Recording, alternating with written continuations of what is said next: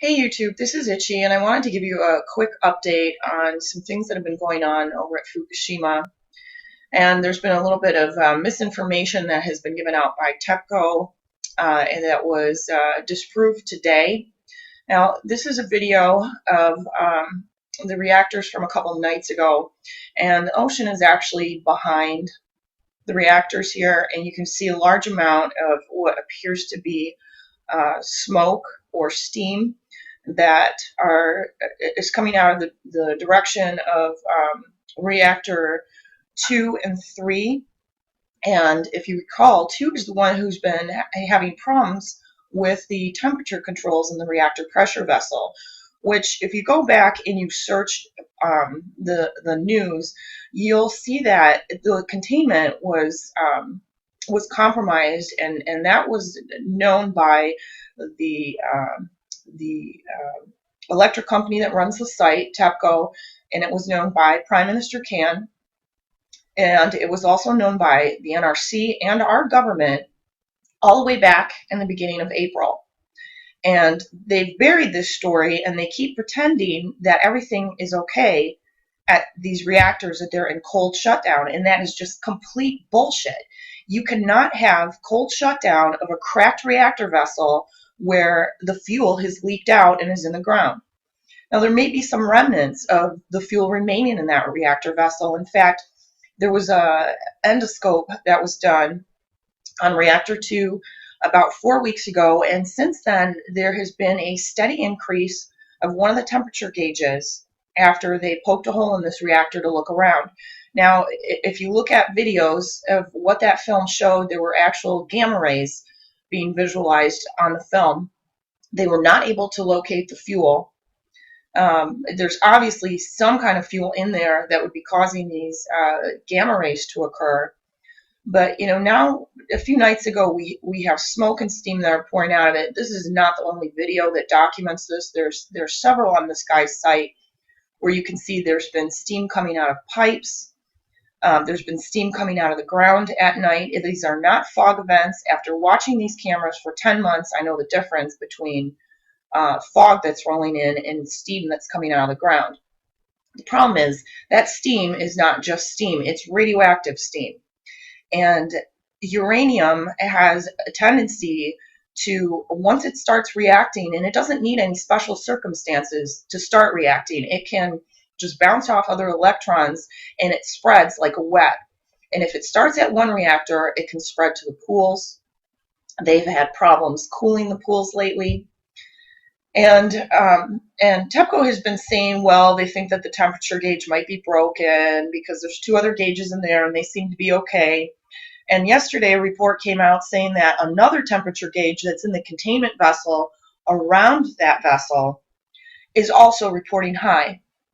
And a Washington blog came out today also saying that the temperature now, and the goal is to keep it under 80 degrees Celsius to maintain cold shutdown status. And what's actually happening, let me find my thing here. Where is it? Fukushima reactor temperature surpasses 752 degrees, more than 4 times maximum for cold shutdown. This was posted on a Washington blog yesterday. That's over 400 degrees Celsius. Now today, Fukushima Diary, who has been following the story since the get-go, he has had several people who are working on the Fukushima site that have been giving him information. He had a phone conversation with a nuclear worker and a former worker at the Fukushima site who said, in short, if the temperature goes up to 600 to 700 degrees Celsius, reactor 2 will explode. Now, considering that the fuel probably isn't even in that reactor, it's in the ground underneath, that in itself is really not as big of a concern. But what the concern is, any kind of fission that develops can infect the other reactors, the corium in the ground, and the spent fuel pools that are on site. And there's 6 of them, plus a common spent fuel pool that's in the ground. If this fission reaction starts occurring, this would be very, very bad. This is probably the worst thing that could possibly happen outside of a hydrovolcanic explosion. And the architect of Reactor 3 has been saying for months that that could happen any day because of the corium that's fissioning in the ground. Today, there was a report that came from Tohoku University saying that all the faults underneath the plant have been activated, and that one good shake on that site could cause the spent fuel pool to fall. But if these reactors and the corium and the spent fuel pools all start infecting each other, which could very well happen with how things are falling apart at that site, what we would have to do over here is do the same thing if one of our major cities was nuked and any of us lived downwind from that. And I'm going to enclose some links at the bottom. And this is not to scare people. This is to tell you what the government is not telling you, what Tepco isn't telling you, what Japan isn't discussing, and that this could happen any day. And based on the earthquakes that are going on over there, on the cameras, the radioactive steam that's pouring out of the ground, the temperature that's rising in this reactor, and the fact that today Tepco decided to come clean and say that xenon had been detected in the reactor 2 containment vessel. Xenon is a product of uranium fission, so that means that there is recriticalities that are going on. It doesn't say what the detection limits are. There's a possibility that this detection has been ongoing this whole time.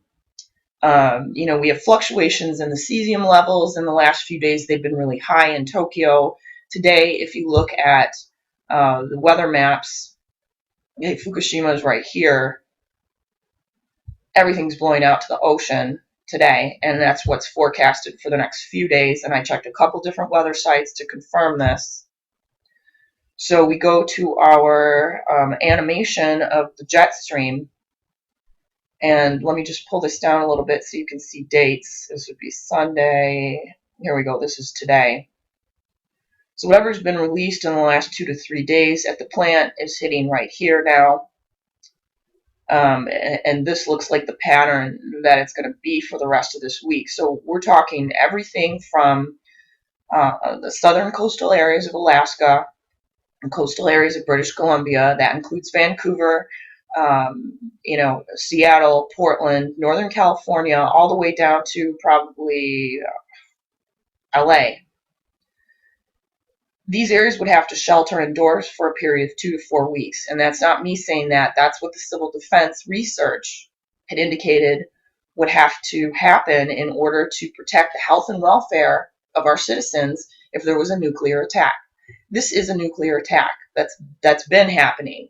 But if we have some kind of fission event that infects the other pools at that site, the significance of this is going to go up substantially, and it needs to be taken very seriously.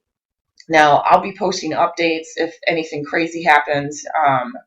I will be sending out alerts to Orion, and probably run something on the air about that. I'm also going to post my Facebook page, where this is continually updated throughout the day. I have 6 other people and then some helping me post news and radiation reports and sickness reports and earthquakes and everything that could possibly be going on right now over there that could affect the radiation levels over here. It gets posted on this page and it's updated all day long. So if you're on Facebook,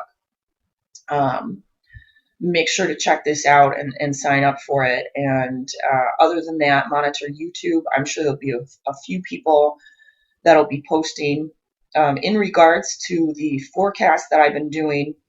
What it looks like is happening is all the areas that are along the edge of the jet stream that had been warned for potential fallout. People are recording high levels in those areas.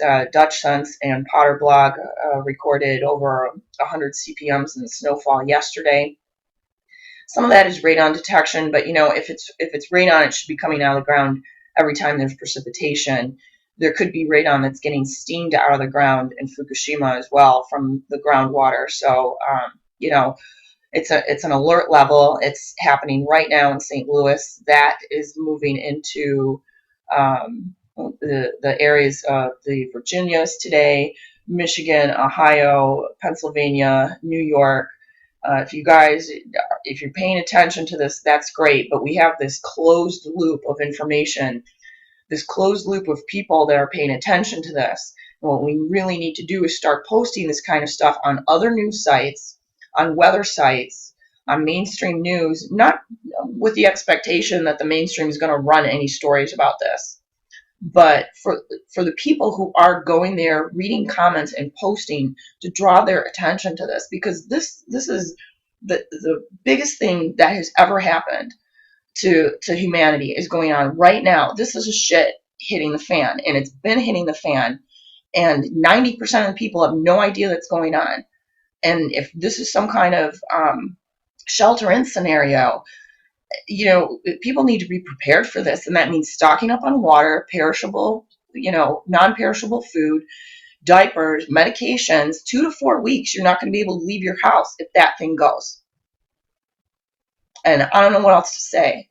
It's a mess. It's horrible. It's terrible. It's a travesty. It's the people that are paying attention to this are so distraught and so disturbed because it's not being reported, and it needs to be.